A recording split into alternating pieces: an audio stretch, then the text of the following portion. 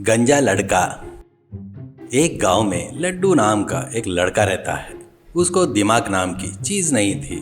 गांव में उसके साथ लड़के उसको बुद्धू भाई करके बुलाते रहते हैं। लड्डू वो सुनकर दुखी होता था, पर उनको कुछ भी नहीं कह पाता था।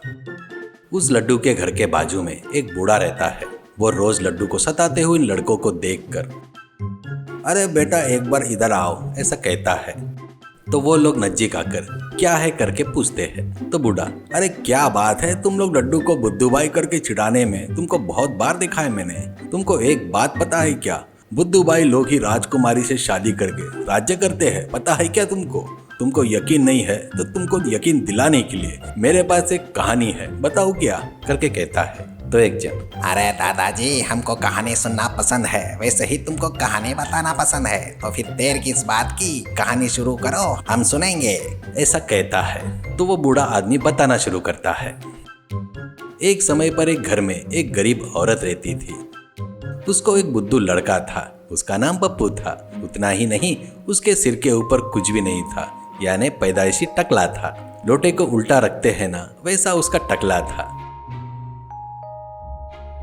उसकी माँ, अरे बेटा पप्पू तो किसी काम का नहीं है, ऐसे ही रात तो कैसे जिएगा रे? लड़की देखकर शादी करूंगी सोच रही हूँ, सिर पर एक बाल भी नहीं है तेरे से कौन शादी करेगा करके दुखी होते रहती है। उसका भोंदू दिमाग था, इसलिए उसकी माँ हो या गांव वाले कुछ भी बोले तो उसको दुख नहीं होता था। एक दिन वो घर के सामने खड़ा रहता है तो राजकुमारी की पालकी उधर से जा रही थी। उसको देखकर पप्पू, अरे वाह कितनी सुंदर है, शादी किए तो इसी राजकुमारी से करूंगा करके सोचता है और वो बात जाकर माँ को बताता है। माँ, मुझे राजकुमारी बहुत पसंद आई, उससे ही शादी करूंगा, तुम तुरंत राजा के पास जाकर उससे मेरी शादी की बात करो करके पूछो करके कहता है। तो माँ, अरे बेवकूफ, पागल तो नहीं हो गया ना? ये बात राजा को पता चली तो तेरे को मेरे को एक झटके में ऊपर भेज देंगे। चुपचाप जा यहाँ से और बाहर किसी से बड़बड़ मत करना करके कहती है। वो मोटी बुद्धि का था, इसलिए उसकी बात उसको समझ में नहीं आई। वो हर रोज माँ के पास जाकर राजा से पूछो बोलकर कान में बोल रहा था। एक दिन उससे परेशान होकर वो राजा से मिलने के लिए निकलती है। वो देखकर वो बहुत खुश होता है। वो राजमहल में जाते तक राजा वहां पर बैठे थे और वो, कौन हो बहन तुम और किस काम से यहाँ मुझसे मिलने आई हो करके कहता है। वो कौन है बताकर, महाराज मेरा लड़का मंदबुद्धि है और वो राजकुमारी से शादी करना चाहता है। वो बात जाकर आपको बताओ करके रोज मुझे परेशान कर रहा है। उसकी तकलीफ बर्दाश्त नहीं कर पाने से यहाँ पर आए हूँ महाराज, मुझे माफ कर दो करके कहती है। राजा भी बड़े विचित्र आदमी थे। वो वैसे पूछती है तो उसको गुस्सा नहीं आता। ये कोई मजाक सा लग रहा है, इतनी सी बात बताने के लिए तुम क्यों आई हो? तेरे लड़के को ला सकती हो ना, बीच में कबाब में हड्डी क्यों? उसको ही आने को बोलो करके कहता है उससे। तो वो ठीक है कहकर वहां से निकलकर जाकर लड़के को वो बात बताकर उसको राजा के पास भेजती है। वो राजसभा में आकर राजा को नमस्कार करके वो क्यों आया है वो बात बताकर नम्रता से हाथ बांधकर खड़ा हो गया। तो राजा, क्यों रे, मेरी लड़की से शादी करना चाहता है ना? ये सुना है तो मैं बताता हूँ, ध्यान से सुन। हमारे महल के बगीचे में गाने वाले पक्षी नहीं है कोई, अगर उनको लाकर अगर हमारे बगीचे में लाकर रखेगा तो उससे मेरी लड़की को देकर शादी करूंगा करके सोच रहा हूँ। तू वो काम कर सकता है क्या करके कहता है। तो वो, कर सकता हूँ महाराज कहकर वहां से चला गया। वो ढूंढ रहा था पर उसको गाने वाले पक्षी कहीं पर भी नहीं दिखते हैं। उनको पकड़कर राजमहल के बगीचे में कैसे लेकर आना करके उसको बिल्कुल पता नहीं था, इसलिए पागलों को जैसे उनको ढूंढ रहा था। रास्ते में उसको एक बैरागी दिखता है और बैरागी, अरे क्यों बेटा इतने सोच में हो, क्या बात है करके पूछता है। वो वैसे पूछता है तो पप्पू को रोना आ जाता है और वो छोटे बच्चों के जैसे रोते हुए वो सब कुछ बता देता है। तो वो सुनकर बैरागी, बेटा तुम सच में जिद्दी वाले हो, कोई दूसरा होता तो मुझसे नहीं होगा करके चले जाता था, पर तेरी सच्चाई मुझे बहुत पसंद आई।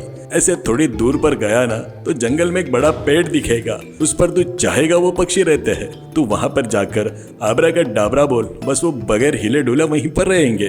तो उनको पकड़ राजा के पास ले जाकर उनको मार रखकर फिर से आबरा का डाबरा बोल, वो मामूली पक्षी बन जाएंगे, वैसा हो जाएगा, तब तू आराम से राजकुमारी से शादी कर सकता है कहकर वहां से चला गया। तो पप्पू एक टोकनी लेकर पेड़ के पास आता है। पेड़ पर पक्षी गाना गा रहे थे। वो आबरा का डाबरा कहते ही वो पक्षी वैसे ही स्टैचू जैसे बन गए। वो उनको टोकने में डालकर वापिस आता है। वो राजा के सामने उनको महल के बगीचे में रखकर आबरा का डाबरा कहता है। बस सभी पक्षी गाना गाना शुरू करते हैं। वो देखकर राजा को बड़ा आश्चर्य होता है। तो पप्पू, देखे ना महाराज, आपने बताया है वैसा ही किया मैंने। अब मेरी शादी आपकी लड़की से कीजिए करके कहता है। तो राजा, ज्यादा घाई गड़बड़ी मत कर, जल्दी क्या है, तेरे पास और क्या क्या जादू मंत्र है ये मुझे पता नहीं। उनकी मदद से अपने टकले के सिर के बाल उगाकर सीधे शादी करने आ जा, इस बीच में मैं तैयारी करता हूँ करके कहता है। तो पप्पू, ठीक है महाराज बोलकर चला गया। वो घर पर आकर टकले को देखते हुए उस पर बाल कैसे उगेंगे करके सोचते हुए रहता है। वहां पर महाराज महामंत्री से, तेरे लड़के को देखकर मेरी लड़की से शादी करूंगा, तुरंत शादी हो जानी चाहिए करके कहता है। ये बात बाहर सबको पता चल जाती है। लोगों के द्वारा ये बात पता करके पप्पू, महाराज क्यों मेरे साथ इतना बड़ा अन्याय कर रहे हैं, ये जाकर उनसे पूछना चाहिए, ऐसा सोचकर राजमहल की तरफ निकलता है। वो जाते तक शादी की रस्में चल रही थी। पुरोहित मंत्र पढ़ रहा था। वर और वधू माला पकड़कर एक दूसरे को पहनाने के लिए तैयार थे। पुरोहित के कहने पर दोनों भी लोग माला डालने जाते हैं। वो देखकर पप्पू, आबरा का डाबरा, ऐसा कहता है।